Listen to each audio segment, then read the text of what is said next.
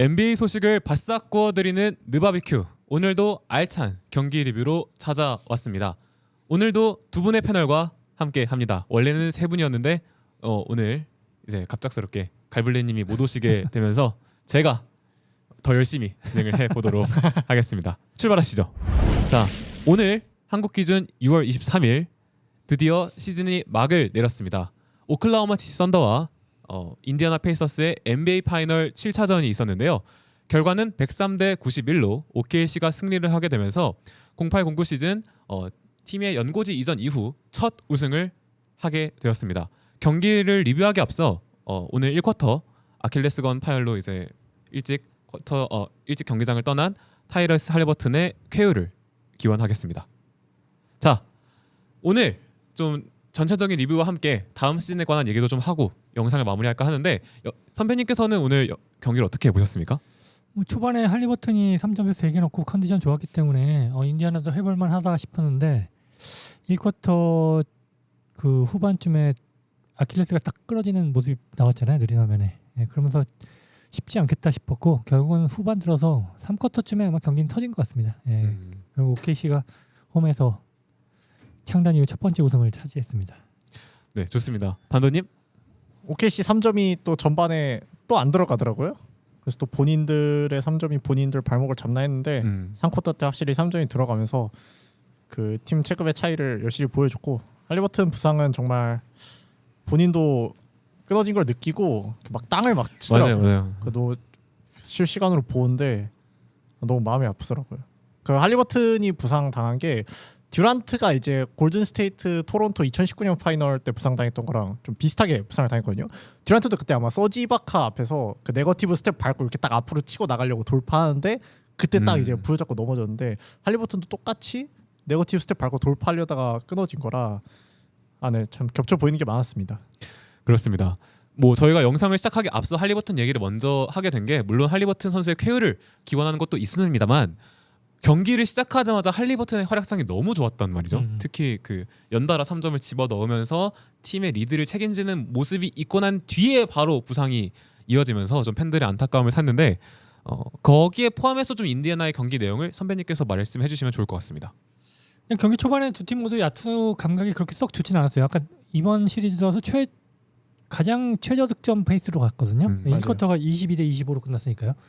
특히 인디애나가 야투 감각이 안 좋았고 OKC는 약간 뭐 그 보이지 않는 턴오버 이런 게 많으면서 접전이 됐지만은 저득점이었다. 이렇게 되면 양팀 모두 할만 하겠는데 생각이 들었거든요. 근데 한 5분 정도 남겨놓고 할리버튼이 넘어지면서 분위기가 완전히 넘어갔고 결국은 이제 가용할 자원이 없으니까 막 맥코넬 끌어 쓴다고 하더라도 후반 들어서 이제 로드가 걸릴 수밖에 없는 상황이 되는 거죠. 참 그 인디애나처럼 팀의 에너지가 굉장히 중요한 구단 입장에서 선수의 부상, 그것도 가장 에이스인 선수의 치명적인 부상으로 선수 로테이션이 꼬인 거, 이게 좀 시작부터 단추가 잘못 꼬인 게 아닌가 생각이 들었습니다. 반도님은 경기를 어떻게 보셨나요? 일단 저득점 양상으로 흘러가긴 했는데 그 인디애나의 수비가 SG에 맞고 너네 롤플레이어들 어디 한번 쏴봐라. 우린 SG를 막을 거다라는 방식으로 수비를 좀 했던 것 같아요. 근데 또 역시나 이제 3점이 안 들어가서 점수차가 좀 유지가 됐던 것 같은데 그 와중에 또 3점을 넣어준 알렉스 카루소는 그 활약이 좀 빛나 보였고요.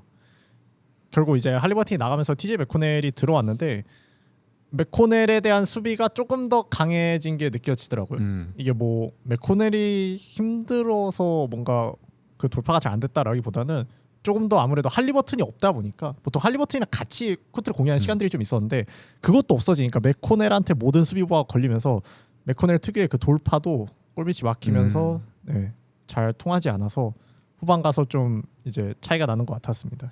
맞습니다. 사실 할리버튼이 없을 때를 생각해 보면 맥코넬이 굉장히 좋은 활약을 경기 혹은 시리즈 내내 보여줬었는데 사실 맥코넬이 신체적으로 그리고 어떤 힘이나 어떤 다른 면에서 장점이 큰 선수는 아니다 보니까 맞아요. 한 3번 정도 똑같은 공략법을 들고 나오니까 OKC가 이제 데뷔를 하는 모습이 눈에 띄게 보였던 것 같습니다.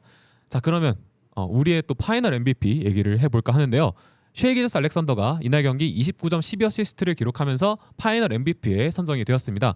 오늘 경기뿐만 아니라 시리즈 7경기 파이널 기준 평균 30점을 넘기면서 어떻게 보면 당연한 결과가 보여졌는데 데뷔한 시즌 이후, 그러니까 데뷔 이후 리그 MVP 그리고 해당 시즌의 파이널에 진출해서 파이널 MVP까지 수상한 기록은 오늘 이전 직전 기록이 1971년에 카림 압둘자바였습니다. 그러니까 무려 54년 만에 나온 대기록이었다라고 볼 수 있겠습니다.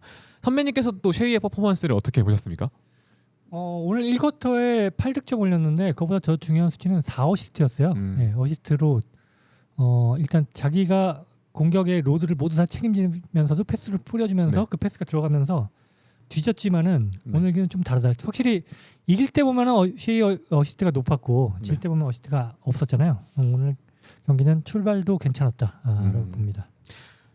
반도님께서는 또 이제 단관을 하셨잖아요. 7차전 예, 그렇죠. 하고 오셨는데 오늘 또 쉐이 퍼포먼스를 어떻게 보셨습니까? 쉐이가 어시스트 숫자가 굉장히 높은데 이 어시스트가 어디서 나오는 건가 봤더니 물론 이제 본인이 돌파해서 빼줘서 3점 넣는 것도 있지만 빅맨과의 피켄롤도 장면이 굉장히 자주 나왔거든요. 거기에서 패스를 정확하게 넣어주는 거 보고 쉐이 핸들러로서의 자질을 좀 엿볼 수 있었고 또 그것뿐만 아니라 상당히 뭔가 본인한테 압박이 많이 들어올 때 약간 자세가 엉키면서 빼주는 패스들도 굉장히 많았거든요. 근데 그것도 이번 경기에서는 굉장히 집중력 있게 잘해줬다. 네, 잘 해내서 어시스트 수치에 비해서 턴오버가 비약적으로 굉장히 낮았던 것 같은데 잠깐만 확인해 보면 SJ 턴오버가 오늘 1개네요.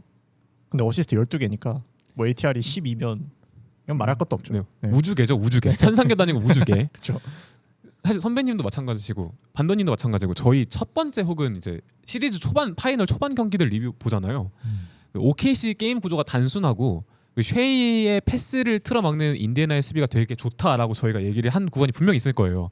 근데 참 쉐이도 그 상대 수비 맞춰서 대응을 해온다는 게 느껴지는 게 되게 빠른 타이밍의 패스 그리고 기존 했던 패스 타이밍과 분명히 다른 경기 운영을 보여주더라고요. 그러면서 이 선수가 왜 뭐 조용해도 꾸준한 득점원인지 그리고 왜 팀에 우승을 가져다 줄 수 있는 선수인지 좀 명확하게 보여주는 시리즈가 아니었나 좀 생각이 들었습니다. 또 위원님께서 경기 전체적으로 또 어떤 포인트들을 조명했습니까?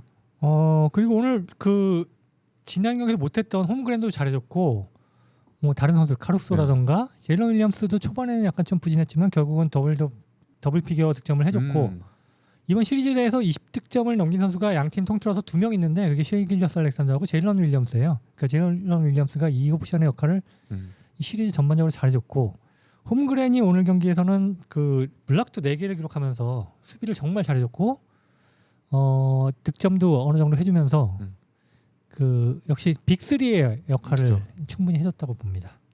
또 이 파이널을 관통하는 주제 중 하나가 팀 오펜스 그리고 개인에서 파생되는 오펜스 어느 것들이 더 좋은 효율을 낼 것인가를 저희가 많이 조명을 했었는데 확실한 건 이제 OKC의 빅3 그러니까 홈그랜, 제일런 윌리엄스 그리고 이제 쉐이가 제 기능만 하면 OKC는 아주 막강한 팀이다라는 걸 또 7차전에 좋은 타이밍에 잘 보여주지 않았나 생각이 들었습니다. 반도님은 또 OKC 혹은 인디애나를 어떻게 보셨나요? 홈그랜 얘기를 조금 더 해보자면 좋아요. 좋습니다. 홈그랜이 오늘 사실 뭐 수비는 항상 뭐 어느 정도 해줬다라고 하지만 항상 공격에서 효율이 좀 아쉬웠거든요. 그렇죠. 네, 사모션 치고 뭔가 볼륨 챙기려고 하다가 볼륨도 못 챙기고 효율도 안 나온다. 네. 근데 뭐 그거는 어쨌든 원빅 상황이 자주 나와서 그랬던 건데 오늘은 그래도 끝까지 특히 이번에 4쿼터에 블락이 3개였나요? 맞아요. 네, 맞아요. 그 정도로 골밑 수비를 굉장히 잘했고 이제 특히 선수들이 이제 홈그랜을 헌팅해서 돌파하려고 하는데 그거를 수비를 너무 잘해서 저 보다 깜짝 놀랐어요. 홈그랜 수비 이렇게 잘했나? 약간 각성한 홈그랜을 보는 듯한 느낌이었고 그것뿐만 아니라 OKC가 공격 리바운드를 중요할 때 잡는 장면이 굉장히 많이 나왔습니다. 사실 공격 리바운드 스탯 자체는 이제 베네딕트 메서린의 7개의 공격 리바운드를 필두로 인디애나가 12개, OKC가 13개거든요. 네. 근데 실제로 뭔가 이 점수 차가 벌어질 때 그 상황들을 보면은 인디애나가 추격을 해야 될 때 뭔가 리바운드 자꾸 이제 딱 공격 앞으로 가야 되는데 도트가 골 밑에 들어와서 공격 리바운드 뺏은 다음에 공격 한 번 더 하고 이런 게 반복되다 보니까 인디애나 특유의 뭔가 페이스 푸시도 뭐 체력 문제도 있었겠지만 공격 리바운드 때문에 이런 흐름들이 끊긴 부분도 꽤 있었던 것 같습니다. 그러니까 흔히 말하는 이제 페이스를 푸시를 하려면 볼 핸들러가 공을 잡는 것부터 시작이 돼야 되는데 OKC는 리바운드를 하자마자 공을 탈취하려는 움직임을 가져가 버리니까 맞아요. 거기서 좀 인디애나의 장점들이 많이 삭제가 되지 않았나 생각이 들었는데요. 또 위원님께서 남은 또 포인트들 어떻게 보셨나요? 공격 리바운드가 실제로 하나 차이였지만은 세컨 찬스 포인트가 22대 15 7점 차이가 났어요. 그러니까 그만큼 결국 공격으로 마무리하는 능력에서는 차이가 났다고 볼 수 있고요. 또 오늘 보면 역시 OKC의 전형적인 농구, 그러니까 훑어내는 거, 턴오버하는 거 이게 후반 들어서 엄청나게 나오면서 오늘 턴오버가 그 전체적으로 인디애나가 23개가 나왔고 그 중에 32점을 헌납을 했습니다. 네, 말도 안 되는 수치네요. 후반 들어서는 네. 결국 그 균형의 추가 무너질 수 있었죠. OKC가 OKC다운 농구를 하면서 이겼고 반면에 6차전은 인디애나가 OKC처럼 농구를 하면서 이겼잖아요. 근데 오늘은 그렇게 안 되면서 턴오버에 한 득점이 10점밖에 안 나왔습니다. 그러니까 그 턴오버에 한 득점만으로도 22점 차가 났기 때문에 인디애나는 좀 어려웠고 역시 할리버튼이 없다 보니까 턴오버도 많이 나오고 전체적인 선수들의 체력이 떨어지면서 3쿼터 때 맥코넬이 분전했지만은 뭐 어떻게 따라붙을 수가 없습니다. 이 맷서린이 기록적으로는 잘한 것처럼 보이지만은 이 선수는 기록보다 훨씬 못하는 선수라는 걸 경기를 보면 알 수 있죠. 기록보다 못하는 선수다. 네. 네. 정말 답답하더라고요. 그렇죠. 네네. 참 그 실책 얘기로 넘어가 볼게요. 오늘 선배님께서도 언급해 주셨지만 실책이 21대 7이었습니다. 사실 인디애나가 3배 더 많이 실책을 저질렀는데 이게 더 치명적이었던 이유는 인디애나는 상대 실책을 기반해서 득점을 하거나 우리 팀 수비 리바운드를 바탕으로 치고 나가서 빠르게 넣고 빠르게 돌아오는 팀인데 운반 과정에서 특히 공격을 전개하는 과정에서 실책이 너무 많이 나왔단 말이죠. 그럼 선배님께서는 인디애나의 실책 원인 혹은 그 환경이 어떤 것 때문이라고 보시나요? 아니 역시 가장 안정적인 우리의 볼 핸들러가 없다라는 것도 큰 역할을 했고 체력적인 문제도 있는 거죠. 그러다 보니까 계속 실책이 전염이 돼 버리는 거죠. 그럼 벤치에서 카루소가 스틸 3개 그리고 케이슨 월러스가 3개 했는데 다 훑어내면서 이런 거 패싱 레인은 카루소가 하나 끊어내는 거 이런 거 외에는 다 거의 훑어내는 인디애나가 가장 나와서 안 되는 장면들이 나와버린 거죠. 그러면서 3쿼터에 이미 경기가 터져버렸다고 봅니다. 예. 좋습니다. 반도님? 뭐 할리버튼이 부상을 당해서 나간 거는 뭐 이미 일어난 일이니까 그때부터 OKC가 조금 더 이제 인원수가 더 많으니까 그걸 바탕으로 상대 체력을 그냥 진을 빼놓으려고 피지컬한 수비를 계속 가져가거든요. 근데 이제 거기에서 결국 안정감 있는 볼키핑 해줄 할리버튼이 없다 보니까 결국 거기에서 턴오버가 나올 수밖에 없는 것도 있고 또 이제 보통 할리버튼이 이제 외곽에서 공을 돌리면서 인디애나가 농구를 하는데 맥코넬은 어쨌든 그 맥코넬의 모든 농구의 시작이 본인의 기량을 바탕으로 돌파를 해내면서 이제 수비의 균열을 내는 타입이기 때문에 뭔가 기존의 인디애나 그 하프코트 오펜스보다 맥코넬 본인한테 조금 더 하중이 많이 갔을 때 거기서 패스를 빼주는 게 생각보다 잘 안 됐어요. 뭔가 맥코넬이 돌파하고 3점으로 빼줘서 3점으로 연결돼야 뭔가 역전의 기미를 볼 수 있었을 텐데 오히려 3점은 잘 안 주고 오히려 그냥 맥코넬 너 2점 쏴라. 2점만 넣어서는 너네 절대 역전 못한다 라는 마인드로 농구를 하다 보니까 네 그래서 OKC가 우위를 유지할 수 있지 않았나 싶습니다.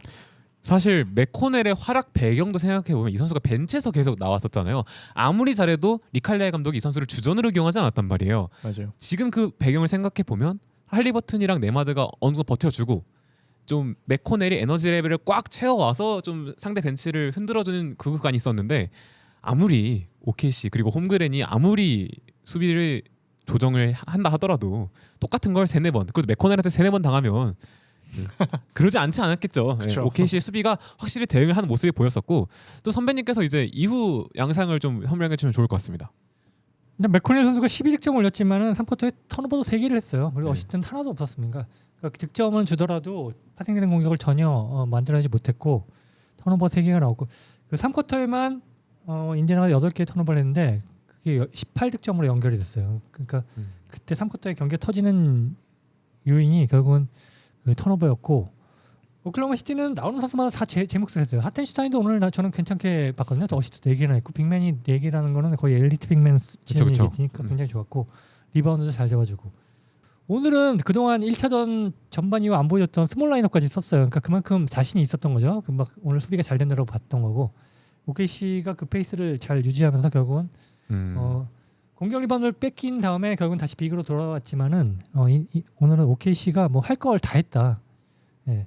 제일런 윌리엄스 오늘 빅으로 쓰는 스몰 라인업까지 하면서도 경기를 펼칠 정도로 여유가 있었다라고 생각을 합니다. 오늘 사실 뭐 가드 한 명 빠지고 그리고 백코트에서 한 명 또 빠졌잖아요. 니스미스가 1쿼터부터 파울 2개로 일찍 빠져버렸기 때문에 맞아요. 좀 인디애나의 백코트를 구성하는 데 있어서 칼레 감독이 굉장히 고민이 많았을 것 같다는 생각을 했습니다. 반도님께서는 또 이 경기를 어떻게 보셨습니까? 전체적으로. 백코트에도 이제 부상 때문에 문제가 있었지만 저 솔직히 센터 쪽에도 센터도 뭔가 인디애나가 하중이 많이 걸렸다라고 생각을 하는 게 마일스 터너가 일단 아직 뭐 질병이 나왔다는 얘기가 없으니까 그쵸. 네, 아직 아파 보이긴 해요. 플레이하는 거 보면 이게 뭔가 비난하려고 이렇게 말하는 게 아니고 터너가 아무래도 공략도 많이 당하고 그러다 보니까 오늘 23분 뛰었고요. 터너가 야투 4개 던져서 2개 넣긴 했는데 뭔가 주전 저희가 뭔가 동부 플레이오프에서 기대하던 그 모습의 터너는 확실히 아니었고 그러니까 동부를 대표하는 주전 빅맨치고는 좀 아쉬운 성적이었다. 그렇죠. 네. 근데 뭐 터너가 아프니까 뭐 이거 솔직히 터너한테 뭐라 할 수 없고 네. 그러면 결국 이제 그럼 백업 빅맨 누구 있나요 하면 이제 오늘 토니 브래들리가 일단은 계속해서 나왔는데 이제 공을 좀 놓치는 장면도 있고 1분에 파울을 하나씩 하는 기염을 토하면서 감독이 결국 토마스 브라이언트를 다시 꺼내게 만드는 그쵸. 엄청난 활약을 했습니다. 그러니까 토마스 브라이언트는 나와서 뭐 1분 뛰고 다시 들어갔고요. 결국 이제 토니 브래들리, 토마스 브라이언트, 마일스 터너 전부 다 못 뛰게 되니까 그냥 스몰 라인업이 되더라고요. 네. 오비토핀도 오늘 못해서 아주 진짜 스몰 라인업 쓰더라고요. 맞아요. 참 이거 보면 아쉬운 게 어쩔 수 없는, 그러니까 최선을 다한 대응이었다고 생각이 들 수밖에 없었던 게 말씀하셨던 토니 브래들리 그리고 토마스 브라이언트 다 한 번씩 나와서 OKC 공격과 수비에 흔히 말하는 찌그러져서 돌아갔어요. 정말 할 수 있는 걸 해보지도 못하고 사실 토니 브래들리도 느리지 않습니까? 맞아요. 그 OKC가 대놓고 공격하고 막 흔드는 거 보면서 내가 약간 더 마음이 안타깝다는 거 보면서 쟤를 보고 있는 내가 더 힘들어. 약간 흔들리는 거 보면서 위원님께서 또 이제 인디애나 약했던 부분들을 좀 조명해 주시면 좋을 것 아쉬운 같습니다. 거는 사실 할리버튼이 빠지면은 시약하면 오늘은 많이 해줘야 되는데 전반에 10득점 이후에 후반에 6득점에 그쳤어요. 16득점. 그러니까 오늘은 시약함이 더 한 25점 이상을 해줬어야 되는 경기인데 오늘은 그 고트와의 역할을 해줘야 되는 상황에서 그걸 못 해줬다. 그런 것도 굉장히 아쉬웠고 뭐 전반적으로 그 오늘 경기에서 3점도 더 터져 있어야 되는데 38.38에서 성공률이 나쁘진 않지만은 우리가 인디애나가 그 OKC를 잡을 때 뭐 신바람처럼 3점, 뭐 오비토핀의 3점 탁팍 던지는 거 이런 게 안 나왔기 때문에 굉장히 어려운 경기를 했다고 봅니다. 그러니까 장점인 것 대비 그 장점이 극대화되지 않았기 때문에 OKC에게 좀 빠르게 밀린 게 아닌가 생각이 들었습니다. 자, 그리고 저희가 이 선수를 얘기하지 않을 수 없습니다. 느바비큐의 남자 그리고 느반도님의 원픽 오비토핀 얘기로 넘어가 볼 텐데요. 오늘 20분 뛰었습니다. 0득점, 실책 3개, 리바운드 2개, 어시스트 하나 하고 조용하게 물러났습니다. 아이고. 긴장을 좀 많이 한 것 같은 모양이었는데 예. 어떻게 보셨습니까? 본인의 최애를? 투핀 일단 야투를 조금 더 던졌어야 된다고 생각을 하긴 하는데 근데 이것도 뭐라 못하겠어요. 왜냐면 토핀이 샤크 레이팅을 하는 선수는 아니잖아요. 그렇죠. 아니죠. 그렇죠. 애초에 누군가 패스를 줘야 되는데 제가 아까 말씀드린 그 맥코넬 기반의 공격에서 그 OKC 수비에 막히면서 결국 뭔가 거기에서 파생되는 3점이 전혀 나타나지 못했기 때문에 오비토핀 야투 시도가 적을 수밖에 없었고 그렇다고 오픈 코트 속공 상황이 자주 나왔냐? 그것도 아니죠. 오히려 본인들이 턴오버를 더 많이 해서 오비토핀을 가장 잘 쓸 수 있는 상황 자체를 OKC가 주지 않았기 때문에 토핀이 좀 힘들어할 수밖에 없지 않았나. 그래도 0득점은 좀 아쉽긴 하다 라고 생각합니다. 근데 오늘 전체적으로 긴장한 듯한 모습이 너무 많이 보여가지고 전체적으로 인디애나 선수들이 그래서 그게 좀 더 안타까웠던 것 같아요.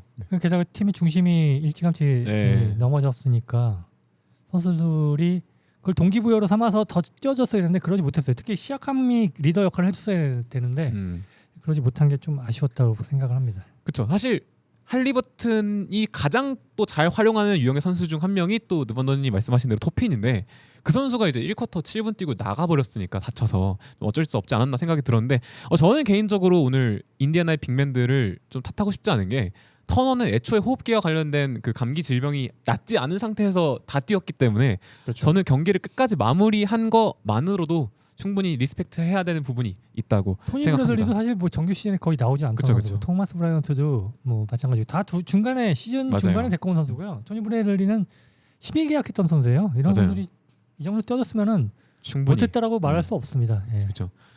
개인적으로 좀 중계에서 그 부분을 짚어주셨으면 어땠을까 했는데 오늘 중계에서도 그 부분은 별로 안 짚어주시더라고요. 그래서 그게 좀 더 저는 아쉬웠던 것 같습니다. 사실 그 빅맨들 헌팅한 장면들이 OKC가 워낙 많이 연출해가지고 저희가 이렇게 얘기하는 걸 수도 있어요.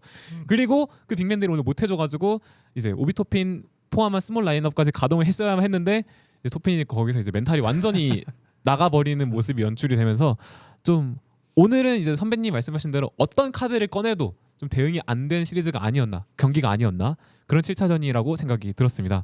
좋습니다. 그럼 경기를 이제 좀 마무리하는 총평의 느낌에서 선배님께서 좀 정리를 해주시면 좋을 것 같습니다. 뭐 사실 이번 시리즈는 그 4차전 때문에 팬들이 약간 좀 사무국을 욕하는 NBA 그 총재를 욕하는 시리즈였지만 맞죠? 나중에 한 10년 지나면은 그런 걸 아마 기억 못 해요. 네, 결국 누가 어. 우승했나만 기억을 하는데 뭐 셰이 길저스 알렉산더가 정규 시즌 MVP 그리고 파이널 MVP가 탔다 이렇게 기억이 될 겁니다. 근데 그리고 그 OKC가 이런 비난을 극복하기 위해서는 내년도에 반드시 우승을 해서 2연패를 하는 게 필요할 겁니다. 그러기 위해서는 OKC는 더욱 더 뭔가 그 오프시즌 때 안주하지 말고 보통 우승 한번 끝난 다음에 선수들이 약간 나태해지기 쉽거든요. 예. 맞아요. 근데 마이클 조던의 그 자서전 같은 거 보면은 스카리 피펜하고 호레이스 그란트 우승한 다음에 나태해지는 거를 마이클 조던이 잡아가지고 막 연습시키고 맞아요, 이런 맞아요. 장면 나오잖아요. 예, 그렇게 안 되면은 OKC도 젊지만은 내년에 분명히 29개 팀이 OKC만 바라보고 할 거기 때문에 쉽지 않을 거기 때문에 정신을 차리고 해야 됩니다. 예. 그 조던 자서전에도 있었잖아요. 3핏의 가장 큰 적은 우리였다라고 얘기할 정도로 굉장히 그 리핏 그리고 3핏에 대한 힘듦과 그 난이도가 굉장한지는 조던의 자서전을 보면 되게 자세하게 나와 있더라고요. 참 그 또 판정과 관련된 심판과 관련된 이슈가 있었음에도 불구하고 어쨌든 OKC는 꿋꿋하게 자신의 할 것을 해냈고 사실 파이널이 시작되기 전에도 저희가 다 얘기를 했지만 압도적인 탑독의 이미지는 사실 OKC였어요. 그러니까 맞아요. 인디애나가 7차전까지 끌고 왔기 때문에 이게 약간 비등비등해 보이는 거지 경기를 하기 전에는 누가 봐도 OKC의 강세를 예측했기 때문에 모든 사람들이 거의 다 전문가들 90%가 OKC 그쵸, 우승 그쵸. 예상했죠. 예. 맞습니다. 그 맞아요. 오늘 중계를 했던 거국에서도 거의 다 이제 OKC의 압승을 예상을 했기 때문에 좀 더 인디애나의 노력이 잘 비춰지는 시리즈가 아니었나 또 생각이 들었습니다. 또 반도님께서 하실 말씀 있으신가요? 모르겠네요. 제가 사실 뭐 전 사실 클리퍼스 팬이라서 네. 양쪽 하든의 팬이죠. 하든의 팬. 양쪽 팀의 뭔가 글쎄요. 뭐 폴 조시 트레이드 때문에 OKC는 관심이 있긴 했는데 네네. 인디애나의 그 플레이오프 서사를 보면서 굉장히 뭔가 응원하게 되는 그쵸, 팀이다라고 생각을 하게 됐어요. 오늘 이제 또 할리버튼이 이제 경기 끝나고 이렇게 목발을 이렇게 맞아요. 그리고 이제 선수들 코트에서 나오는데 이렇게 토닥여 줬죠. 네, 한 명씩 인사해 주더라고요. 뭔가 경기 외적인 내용이지만 울컥하셨나요? 네. 좀 저는 할리버튼 멋있더라고요. 그 다리 아파서 맞아, 보통은 맞아. 다른 선수였으면은 그냥 병원 갔을 텐데 그 목발 쥐고 선수를 맞아. 응원해주는 모습 굉장히 좋았고요. 레지 밀러 그리고 나중에 선수들 안아주는 거 자신도 그런 상황을 겪었을 테니까 같이, 네. 예. 그런 것도 굉장히 멋있었고 인디애나가 좀 아쉬운 거는 아킬레스 부상이기 때문에 내년 시즌이 사실 쉽지 않을 겁니다. 네. 예. 결국은 그게 인디애나는 올 시즌 정말 잘 싸웠는데 다음 시즌까지 그리치는 상황이 됐고 인디애나 팬들은 다시 또 우승을 NBA에서는 한 번도 못한 팀이기 때문에 아쉽게 놓치게 됐죠. 하지만 또 긍정적인 게 또 시스템이 있고 리칼라의 감독이 지위가 그대로 유지가 되고 할리버튼은 어쨌든 또 돌아올 것이기 때문에 장기적으로 봤을 때는 또 이번 시리즈가 또 희망을 찾는 시리즈가 아니었나. 왜냐하면 인디애나가 압도적인 탑독으로 불리지 않았던 팀이기 때문에 또 이런 인디애나의 노력들 그리고 경기 끝나고 전 인디애나가 더 멋있더라고요. 그 말씀해주셨던 할리버튼이 다 토닥여주는 것도 그렇고 선배님 말씀해주신 대로 같은 경험을 20년 전에 했던 전설이 이제 구단의 선수들을 다 이렇게 응원해주고 뭔가 좀 리스펙트 해주려는 게 너무 눈에 보이니까 저는 거기서 좀 그런 거 있잖아요. 중국 무협 영화 같은 거 보면 가문의 전설들이 신흥 전설들을 이렇게 막 안아주고 가르쳐주고 위로해주는 장면들이 나올 때마다 사람들이 막 짜릿함을 느끼잖아요. 그런 모습이 겹쳐 보였던 것 같습니다. 아닌가요? 맞아요. 네. 좀 인디애나 아쉬웠던 거는 그 니칼레이 감독이 이번 플레이오프 진짜 잘했어요. 근데 3쿼터 때 그 한 7분 남기고 9점 차였을 때 타임아웃을 불렀어요. 그리고 나중에 4점 차까지 따라 붙었는데 그다음에 월러스의 3점. 그때 저는 작전 시간 한번 더 불렀어야 된다고 봐요. 근데 두 번을 참으면서 결국 11점 태야 된 다음에 타임아웃 불렀거든요. 7차전에서는 이러면 안 됩니다. 한 타임 더 빨리 아니면 그보다 더 빨리 불러줘야 되는데 7점 차 때 불렀어야 될 걸 11점 차에서 불렀던 다음에 그 다음에 수습이 안 되고 13점 차까지 벌어지고 그래서 게임이 터져버렸거든요. 좀 아쉬웠다. 7차전이었다는 거 감안하면은 작전 타임이 남아있는 거 이런 거 생각하지 말고 빨리 끊어줬어야 되는데 예, 그걸 못한 게 굉장히 아쉬웠습니다. 사실 이 리칼라이 감독이 정말 좋은 감독인데 선배님 말씀하신 그 타임아웃 부르는 타이밍에 팬들이 진짜 불만이 많거든요. 뭐 저도 경험한 바 있고 인디아를 응원하시는 분들이 다 아마 거기 공감을 하지 않을까 싶어요. 근데 대부분 감독들이 그래요. 예를 들어서 그러니까 우리가 아는 진짜 파이널 우승 한 5번 이상 한 감독 아니면은 참게 됩니다. 왜냐하면 타임아웃을 하나 버리는 거니까. 예. 우리가 또 타임아웃 부른 다음에 3분 있다 또 다시 타임아웃 부른다 이거 생각 못 하거든요. 근데 그게 그럼에도 불구하고 불렀어야 되는 거죠.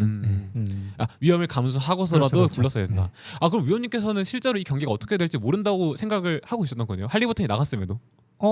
그 3쿼터 중반까지는 막 접전이었잖아요. 네. 그래서 이러면은 이 뒷심이 있는 인디애나기 때문에 할리버튼이 없더라도 한번 해볼만 하겠다 싶었는데 그 작전 시간을 저는 7점 차 때 한번 불러줬으면 어땠을까 하는 아쉬움이 크더라고요. 워낙 또 흐름을 잘 타는 팀이니까. 반도님은 또 이제 단관하면서 다 같이 보셨지 않습니까? 맞습니다. 또 현장의 분위기는 어땠나요? 좀 OKC가 우승했는데. OKC 우승은 뭐 다 같이 축하했는데 일단 초반에 할리버튼 나갔을 때 좀 많은 분들이 아쉬워하셨고 또 그 아까 말씀해주신 OKC가 9대0 런을 한번 했거든요. 3점 3방 연속으로 넣으면서. 아니 근데 사실 점수차 벌어질 때보다 네네. 베네딕트 메서린이 또 이상한 슛을 던질 때마다 또 우린 누군가를 반응이 조명해야 돼? 좀 격하긴 했어요. 왜냐하면은 상대가 슛을 뭔가 인디애나를 응원하는 팬들 입장에서 보면은 네. 인디애나 응원하시는 분들이 더 많았거든요. 근데 이제 뭐 OKC가 넣은 거는 뭐 어쩔 수 없잖아요. 근데 인디애나가 못 넣은 거는 뭐 넣을 수 있었는데 못 넣은 것 같으니까. 그러니까 엔드원스 여러 번 할 수 있을 것 같은데 못 하고 답답하더라고 진짜. 아 저 개인적으로 그거 생각나요. 그 맥코넬 있지 않습니까? 맥코넬이 3쿼터 때 폭주하는 구간이 하나 있었어요. 근데 그때 보면 다 상대 수비를 달고 돌파를 뜨거든요.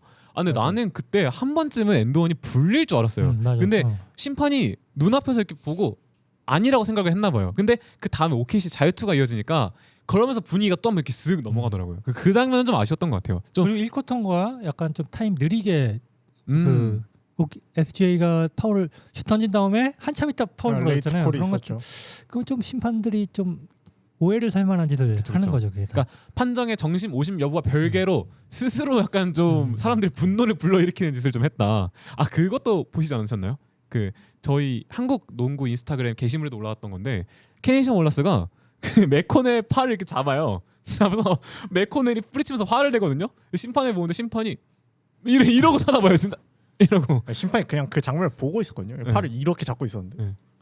근데 이거는 부를만 하지 않았나라고 생각이 들더라고요. 그러니까 모르겠습니다. 그러니까 접촉이 과하지 않다. 이 기준은 어쨌든 심판이 설정하는 거니까 그거를 저희가 뭐라고 하면 안 되지만 좀 본인 스스로 사람들의 오해와 분노를 불러일으키는 짓을 좀 하지 않았나 그런 생각이 들었습니다.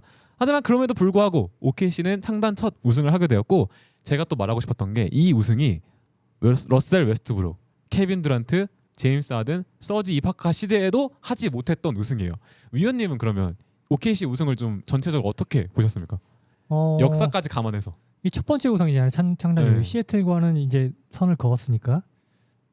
오클라호마는 지금 프로 구단이 이 팀밖에 없어요. 그러니까 오클라호마 주 전체가 아마 난리 났을 겁니다. 예. 그리고 지금 이 팀이 젊어요. 그 77년도 포틀랜드 이후로 두 번째로 젊죠. 그때 25.5세였고 25.9세더라고요. 그러니까 앞으로 앞날이 창창합니다. 근데 포틀랜드도 77년 우승 이후에 우승이 없어요. 근데 그러니까 그 다음에 빨리 우승을 할 수 있는 코어를 계속 유지하면서 해야 됩니다. 포틀랜드 같은 경우에는 뭐 빌 월튼이 부상을 당한 것도 있지만은 이 팀도 아직 그 코어가 젊고 사실 경험치를 진짜 많이 먹었잖아요. 예. 정신만 차리면 제가 볼 때 왕조도 가능하다. 왕조도 가능하다. 예. 자, 저는 한 번쯤은 이제 웨스트브룩 KD 코어로 한 번은 갈 수 있을 줄 알았는데 웬 이상한 그 파란색 옷 유니폼 입은 슈터 한 명이 나타나서 저 그렇게 리그를 오래 지배할 줄 몰랐거든요. 와 대단했습니다. 자 그러면 저희가 이제 그 얘기를 해봅시다. 어쨌든 리그 우승 그리고 파이널 우승은 OKC로 이제 결정이 됐습니다. 다음 시즌 OKC 어떻게 될까요? 다음 해에도 잘할 것 같아요. 기본적으로 그 수비가 정규 시즌에는 진짜 압도적일 수밖에 없는 수비잖아요. 다른 팀들도 아마 모방을 많이 할 건데 기본적으로 이 팀은 아직 지명권도 많이 가지고 있고 선수들도 젊고 계약도 확실하게 장기 계약이 돼 있고 그렇기 때문에 앞으로 한 5년 이상은 계속 리그 최상위권을 유지하면서 계속 컨텐터가 될 거다라고 생각을 합니다. 근데 이 팀은 제조합도 가능한 게 지명권이 워낙 많아가지고 그렇죠. 그러니까 우승을 했는데 지명권도 많아요. 제 생각에 준우승했으면은 지명권 이용해서 진짜 건물급 하나 데리고 올 수도 있을 정도였으니까요. 제가 볼 때는 근데 우승을 했기 때문에 선수들이 경험치도 많이 먹었고 제가 볼 땐 제일런 윌리엄스 한 2라운드 3라운드 때까지만 해서 욕 먹었잖아요. 이제 그 욕도 싹 들어갈 거고 맞아요. 더 내년에는 더 성장할 거라고 저는 생각을 합니다. 예. 반도님은 향후 OKC는 어떻게 보십니까? 지배자가 될 수 있다고 보시나요?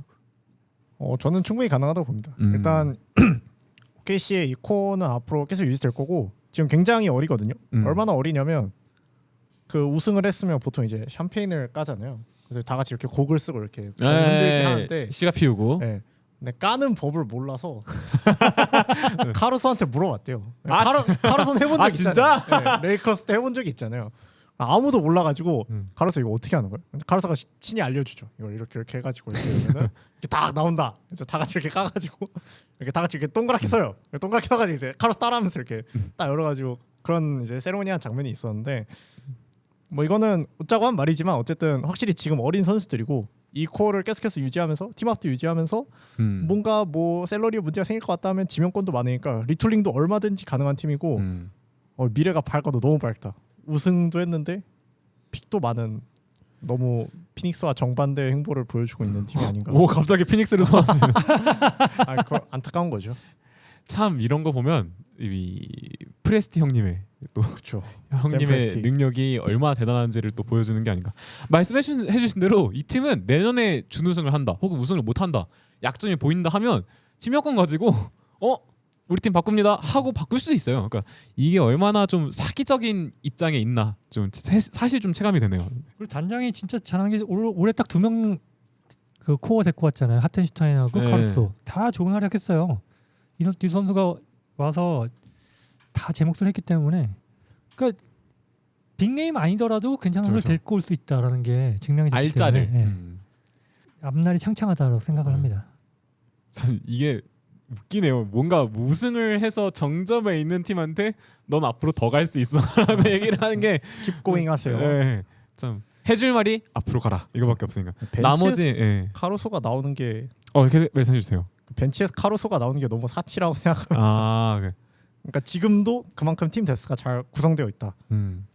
하텐슈타인이랑 카루소 데려올 때만 해도 사실 뭐 그렇게 임팩트 큰 영입은 아니라고 생각했는데 지금 생각하면 없었으면 큰일 날 뻔한 다 조합들이잖아요. 맞아. 카루소랑 하텐슈타인 다. 예.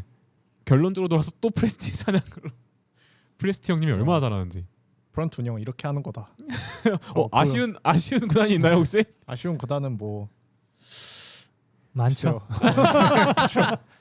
댈러스 그렇잖아. 오늘 영상에선 댈러스 얘기 안 하겠습니다.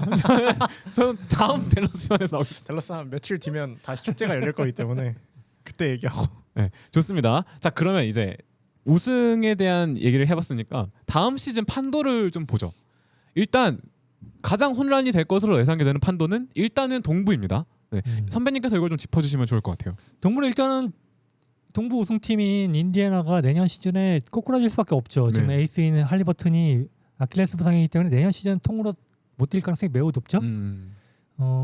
그렇기 때문에 우승팀이 일단은 사라졌고 보스턴 셀틱스 지지난 시즌 우승팀이 또 테이텀이 꼬꾸라지면서 리툴링을 하기로 했기 때문에 이 팀 역시 지금 플레이오프가 쉽지 않아요. 예측이 쉽지 않죠. 그러면 나머지 팀들이 이제 올라와야 되는데 최근에 트레이드를 한 올랜도 그리고 올 시즌 가능성을 보여준 디트로이트 이런 팀들이 올라오고 무섭게 치고 올라갈 가능성이 높고 그 나머지 동부들은 진짜 가능성이 계속 있는 거죠. 지금 상위 두 팀이 꼬꾸라졌기 때문에 클리블랜드 같은 경우에 어떻게 될지는 오프시즌 무브를 한번 봐야 될 것 같고요. 네. 동부는 기회가 이제 열렸습니다. 기회 땅에 누가 되든 한 팀이 제가 볼 땐 뭐 디트로이트 우승한다고 해서 이상할 거 전혀 없고 올랜도 우승한다고 해서 이상할 게 전혀 없는 혹시 뉴욕은 된 뉴욕은 거죠. 뉴욕도 괜찮죠. 근데 뉴욕도 뭔가 변화를 주려고 할 것 같아요. 근데 일단 티보드가 나갔으니까. 뉴욕은 일단은 근데 지금 5명 외에 벤치들이 조금 더 보강이 돼야 될 것 같고 그렇지 않으면은 또 힘들 것이다. 40분 출전에 또 티보드가 없는데 그러니까요. 티보드가 없는데 티보드의 정신이 이어져. 40분 출전. 참 다음 시즌 동부가 어떻게 될지가 진짜 기대가 되네요. 반도님은 또 어떻게 보십니까? 또 내년. 동부 얘기는 했으니까 서부 얘기로 가보면 뭐 이번 시즌 부상 때문에 꼬꾸라진 팀들이 꽤 있죠. 덴버도 사실 오케시와 7차전까지 갔는데 에런 고든이 고든, 부상을 당하면서 물론 그래도 오케시가 이겼을 수도 있지만 덴버가 그만큼 아직 강력하다. 요키치가 있는 한 이 팀은 컨텐더다라는 걸 증명을 했고 클리퍼스 팬이라 말하는 건 아닌데 그 덴버와 7차전을 간 클리퍼스도 아직은 무시할 수 없다. 아 서부 최고의 시청률을 끌어준. 네, 그렇죠. 덴버 클리퍼스 재밌었어요. 네. 그리고 커리와 버틀러가 이제 둘 다 부상 때문에 힘들긴 했는데 골든 스테이트도 만약에 오프 시즌에 뭔가 윈나우를 조금 더 가져간다 하면은 둘 다 굉장히 플레이오프 퍼포머이기 때문에 커리와 버틀러가 골든 스테이트도 무시할 수는 없다. 그렇죠. 그리고 뭐 당연히 어제 일어난 트레이드로 이제 더 강력해진 휴스턴도 돌아올 거고 미네소타도 여전히 있으니까 서부는 여전히 박 터질 것 같습니다. 레이커스랑 맞아요. 또 그런데 제가 보강하면 레이커스 큰일 있어요. 나. 레이커스. 레이커스에 왜 하나 했어? 큰일 날 뻔했네. 제가 너무 그러니까 서부는 지금 좀 박 터지게 생겼고 그쵸, 그쵸. 동부는 박이 없죠. 네. 박이 잘렸어. 잘려나갔어. 네. 과연 근데 또 이러고 동부에 새로운 박이 등장하면 되는 거니까. 그렇죠. 예. 왜냐하면 동부는 유망한 구단이 너무 많기 때문에 어떻게 될지 아무도 모른다. 필라델피아 갑자기 엔비드가 정상 그건 아닌 것 같습니다. 그건 아닌 것 같아요. 왜 엔비드는 지금 선수 생명 관련된 얘기도 있고 지금 팀이 어떻게 될지 저도 모르겠어요. 필라델피아는. 근데 어쨌든 필라델피아는 근데 좋은 건지 안 좋은 건지 모르겠는데 일단 픽이 있지 않습니까? 예, 그걸로 이제 새롭게 기회를 노리면 또 되지 않을까 생각이 들었습니다. 이렇게 또 한 시즌을 마무리하면서 또 OKC의 우승을 축하하면서 또 그 열심히 잘 싸워준 인디애나의 노력을 다시 한번 조명해 보면서 그리고 할리버튼의 쾌유를 빌면서 오늘 영상을 마무리해 보도록 하겠습니다. 저희는 다음 시즌에 더 알차고 재밌는 영상으로 돌아오겠습니다. 감사합니다.